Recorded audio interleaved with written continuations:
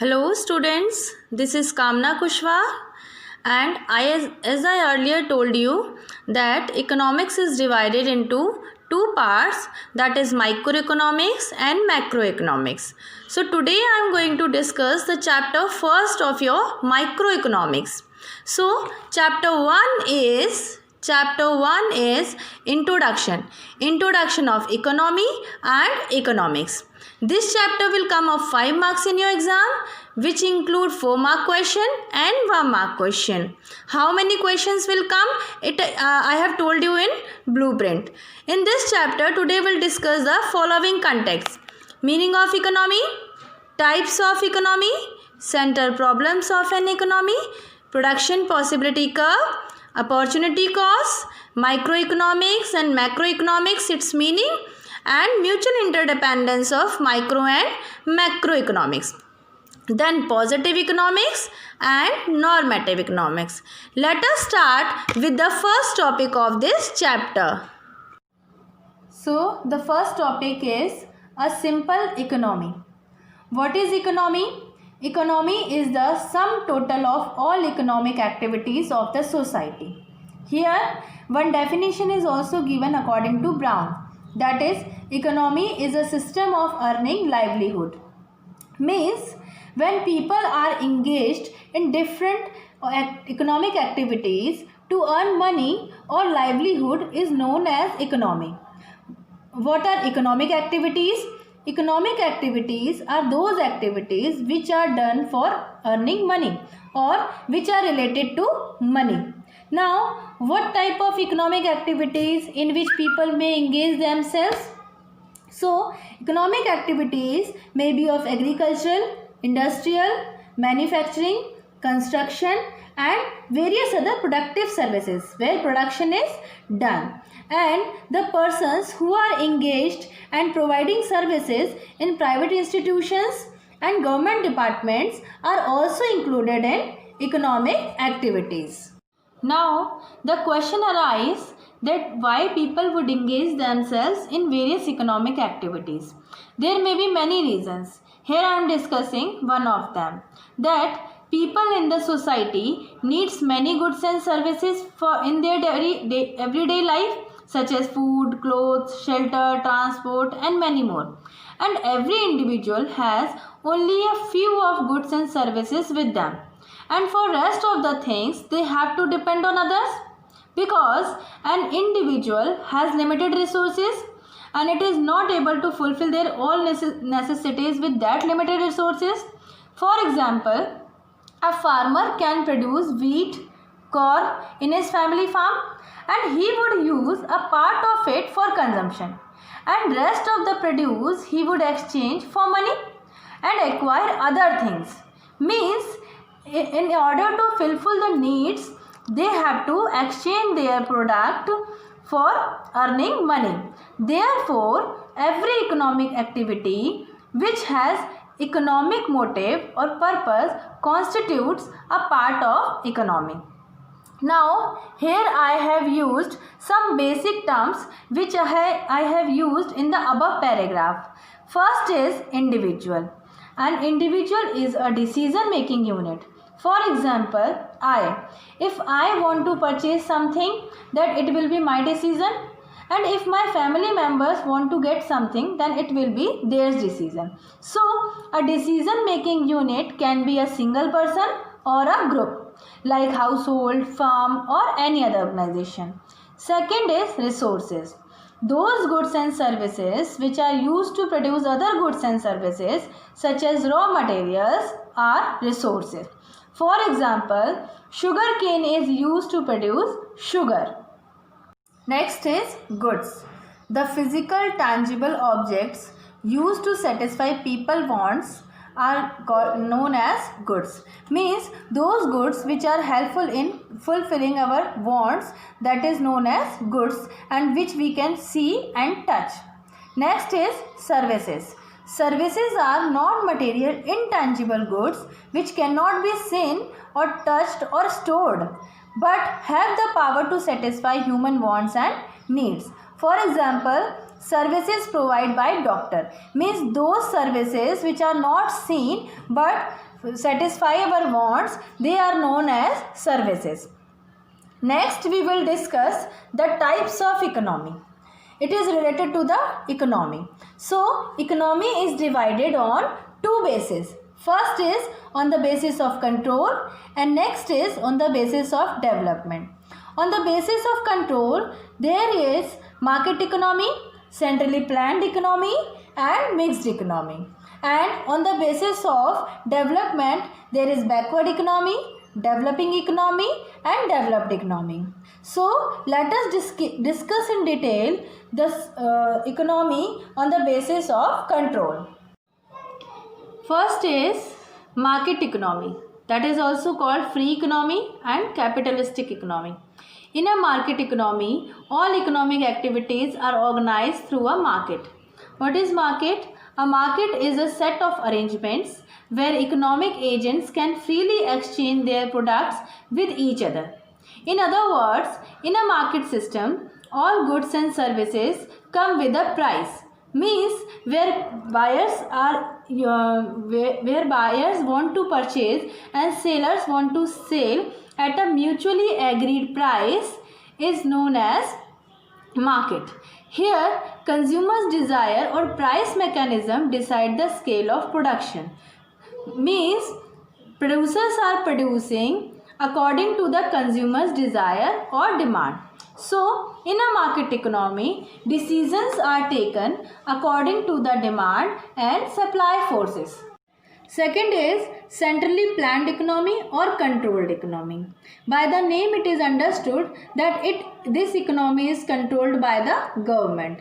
In centrally planned economy, the government or central authority plans all the important activities of the society. Means all the decisions regarding production, exchange and consumption of the goods and services are made by central authority of an economy. Means how the natural resources are allocated and distributed in the production of various goods are decided by the central authority. Therefore, whole economy is concerned. Means the decisions are taken in the interest of consumers while taking any decisions regarding the basic necessities of the economy must be fulfilled. It is considered in the centrally planned economy. Next is mixed economy. By the name it is understood that mixed economy is a mixture of both market economy or centrally planned economy. It adopts the merits of both the economies. Means whatever good things are included in other economies, this economy has adopted. In this economy, the decision regarding production and utilization of physical resources, means natural resources, are taken by the government, but they must be in the interest of individuals. Means the government are taking decision according to the benefit of the producers and sellers, means both. Here individual freedom exists, individual freedom considered, but exploitation of consumers and economic wealth or natural resources are not allowed. Next is economies on the basis of development. First is backward economy. Backward economy is also known as undeveloped economy, means where there is no development at all. In this type of economy, the standard of living of people is very low, means in such an economy, people are not able to fulfill their basic necessities such as food, clothes, shelter, etc. And this economy suffers from a severe unemployment, poverty, illiteracy, etc. Means this economy is in a very bad condition.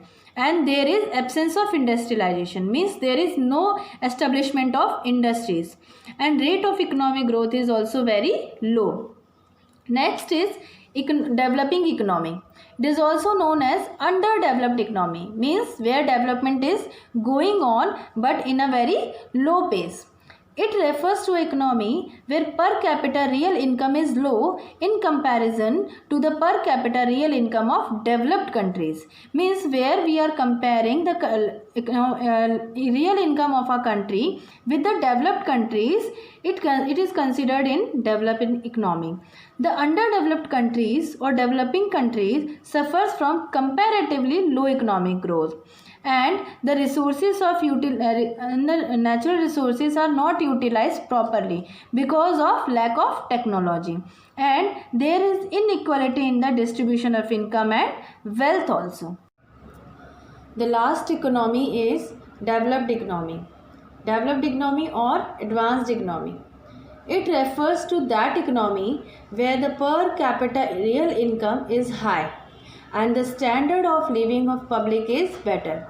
Means it refers to that economy where people are able to fulfill their basic necessities very easily, such as food, clothes, shelter, education, likewise, and also increased their standard of living.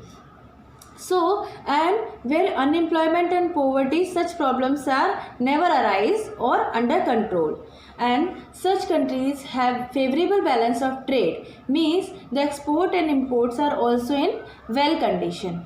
Out of these economies, India has adopted mixed economy. Next is the most important topic of your first chapter, that is central problems of an economy. Central problems and economic problems, both are same. Central problems are concerned with the utilization or allocation of resources. In other words, allocation or distribution of scarce resources in various important goods are central problems. Means it is a situation where an economy has to decide that how it will allocate or distribute its scarce resources in various important goods and services, because every society has to face scarcity of resources, means every society has limited resources, and the society has to take decision about the utilization of its scarce resources, means how the society will utilize its limited resources in production of various goods. Here are some basic central problems are follows.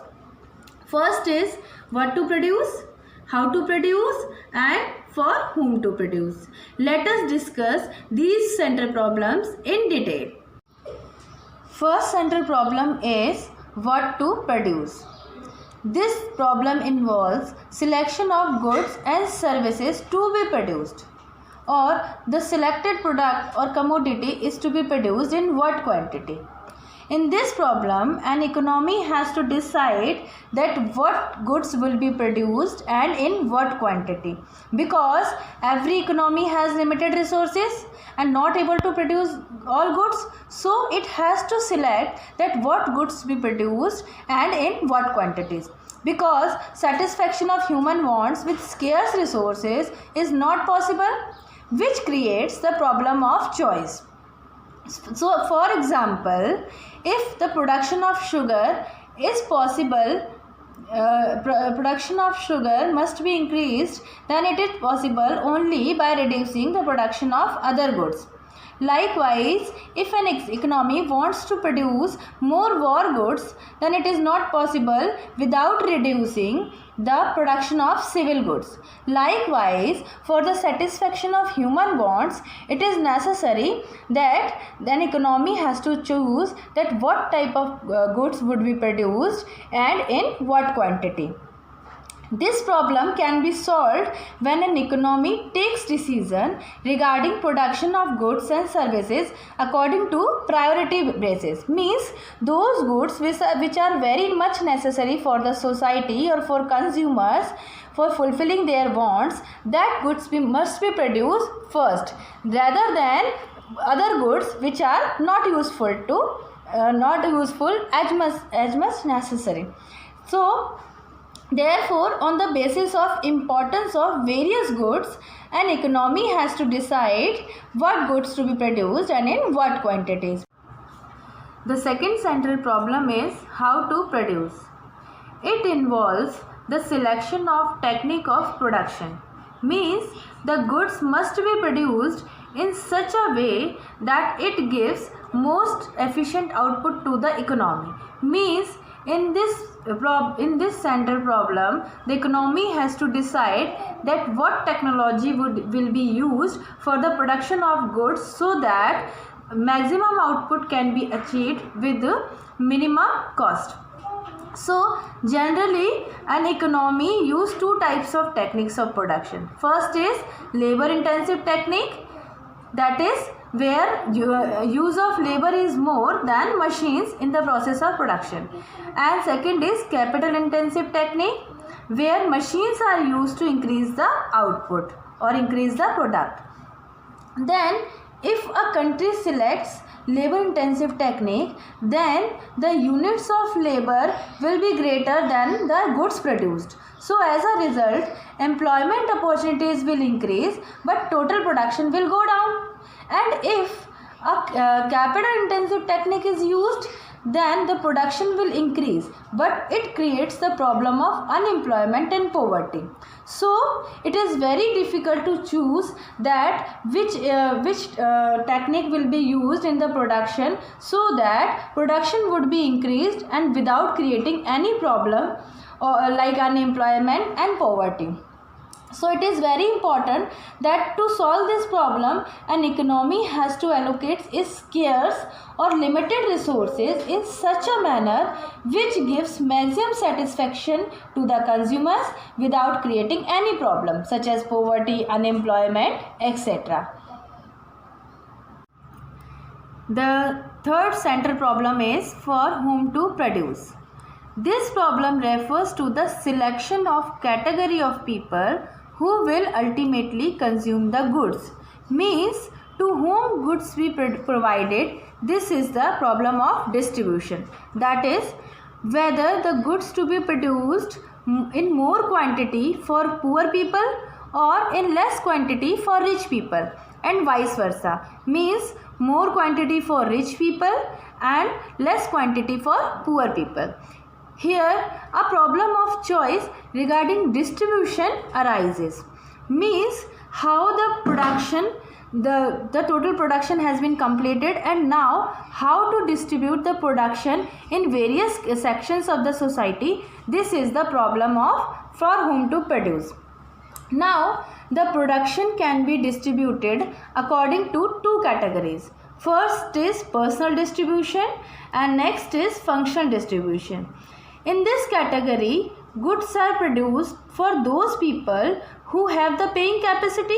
Means in this category, the goods are distributed on the basis of ownership. Means those people who owes more means those people who have more income will get more, and vice versa. Vice versa means those people who has less income, they will get less quantities of products.